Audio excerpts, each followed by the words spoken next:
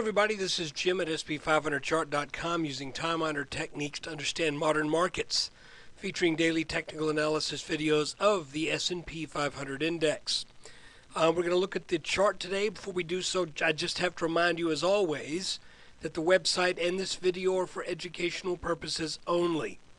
Nothing stated at the site or in this video is intended to be used as investment advice. Look, I can draw lines on charts, but you have to draw your own conclusions from your own research. And you need to make investment decisions that are suitable for your personal financial situation. I'm not a licensed financial professional. I'm just a guy that draws lines on charts. Okay, we're looking at an hourly chart. And I just want to show you that, to begin with, I was not expecting a day down to the magnitude of what we saw today.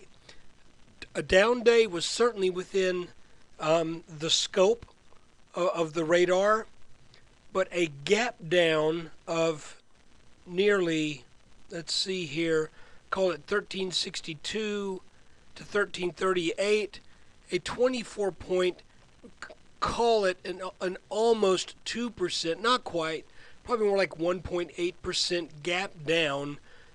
Folks, where did that come from? I didn't see that. Simply didn't see it. And I'm not going to make excuses for it either. We're going to try to be as objective as we can, as I hope I always try to be. But I have to tell you, I'm still eyeing that 1390s.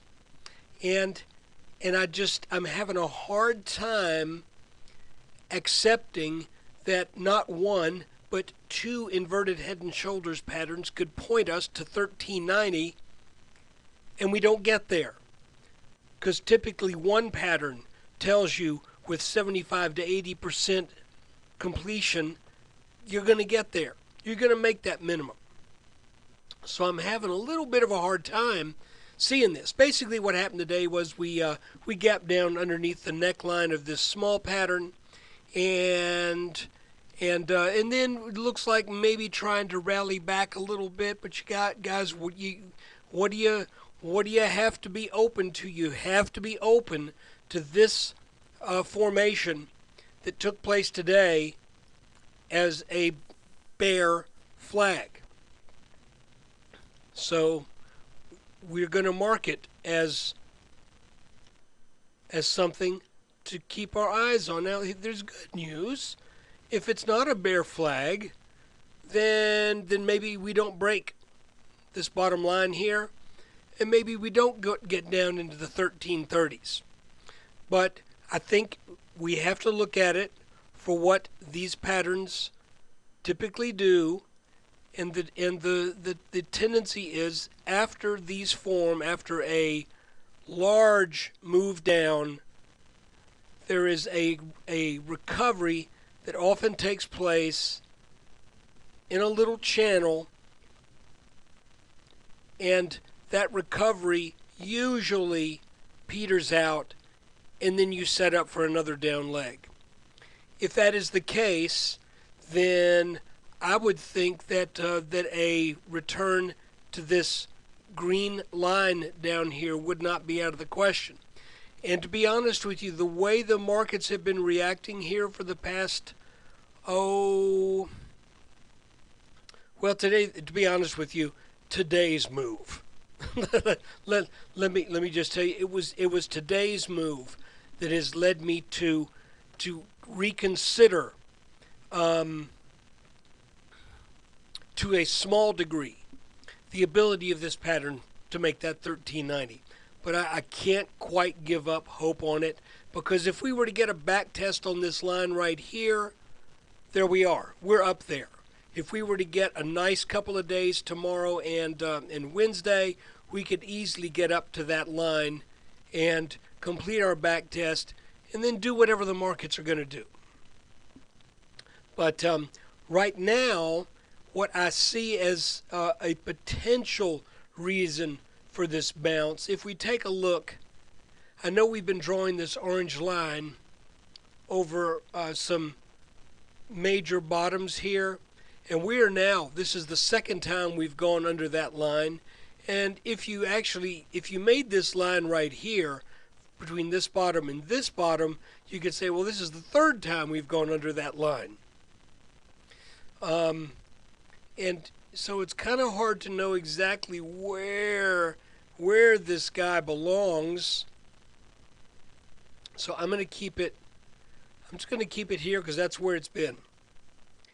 But if you'll look real closely, there's another little support line that I've drawn over the lows of the 28th of June, the lows of the 12th of June, and if we extend that line forward, that is where we got the bounce today. Additionally, this green line could come into the picture. We'll see. Okay, guys, just had my train of thought interrupted as the phone rang. But we were talking about this little line right here, whether or not this holds. All I can do is say we can just wait and see. This was discouraging today if you're a bull, and I could understand it. It caught me by surprise. The good news was I didn't have to witness any of this. I knew we had a weak opening, and my wife and I and some friends, we went to a shooting range and took out our frustrations. But so here you go. Big gap down.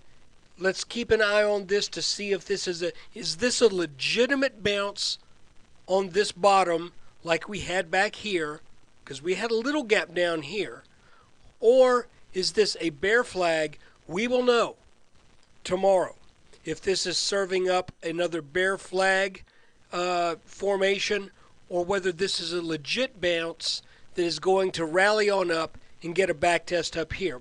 One other thing I wanted to show you is, we had a gap up back on the 13th.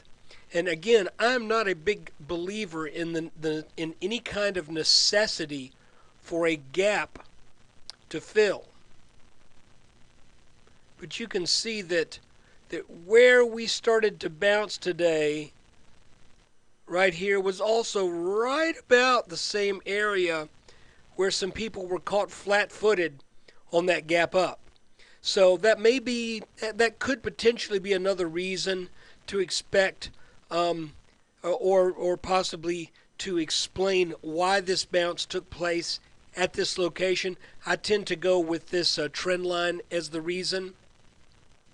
But guys, all I can say is we did get a heads up when this channel broke, but I was really hoping that we would have gotten up to that 1390, and I'm hoping 1380 isn't it.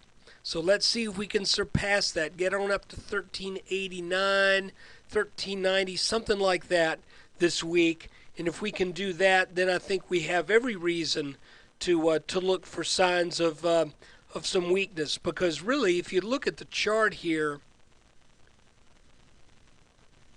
this really is looking, it's not looking real strong. This is looking like a bear flag between these orange lines that is starting the process of maybe just rolling over instead of doing a hard break.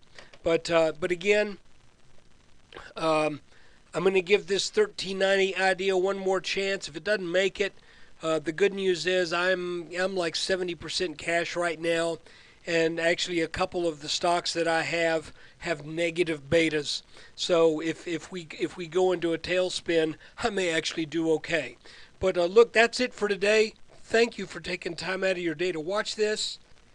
And frankly, I apologize for the bad call on thinking today wouldn't be down any more than about 8 or 9 points. Got that one wrong. But part of my mindset and part of my process is to realize, A, you're going to be wrong from time to time.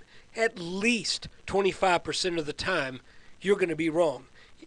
Probably 30 or more. But if you can be right 70% of the time, you'll be okay. So look, guys, thanks again for watching. Take care.